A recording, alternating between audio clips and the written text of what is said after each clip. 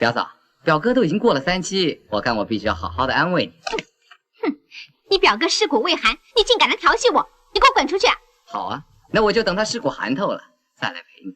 亚总，你调戏了我的表弟，为了表哥的万贯家财，伙同嫂子用降头术将表哥送上了西天，又请法师用符咒将表哥封印在了棺材里。幸亏好心的捡骨人阿威及时发现，破了他们的法术。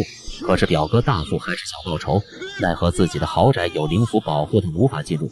大富只好找捡骨人的弟弟阿杰帮忙，因为他听说阿杰当警察10几年没有抓到过一个贼。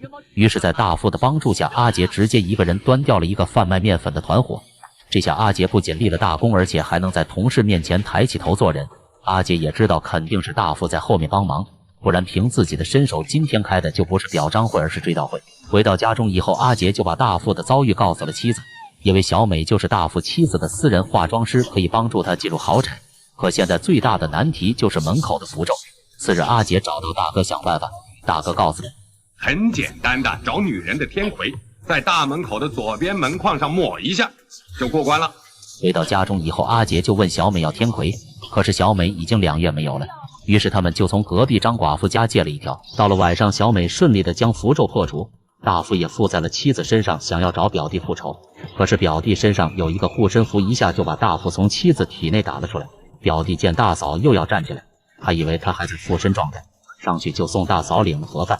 这次复仇失败以后，只能求助会法术的阿威想办法。次日，阿杰就来到了大哥的义庄，可是现在大哥已经上山捡骨了，只有大哥的徒弟大壮看家。大壮告诉阿杰，这种小事自己就能搞定，但是事成以后，他要大富用彩票的中奖号码来答谢自己。而远在山上的阿威早就用天眼通看到了徒弟的一举一动。小王八羔子，哼，这下有你好受的了。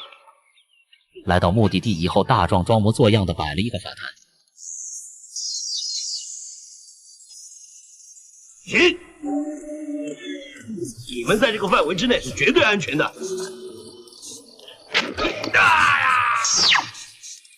有一套啊！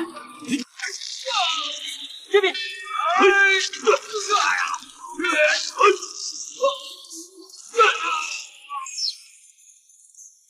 全部摆平了，没事了。怎么还有啊？怎么办啊？拿符啊！符没了，没有了还不快写？我不会写啊，我是偷你老哥的。什么？就这样，大壮不仅没有把事情摆平，而且还害得大富被对方抓走。可是为了彩票号码，大壮决定夜闯鬼宅。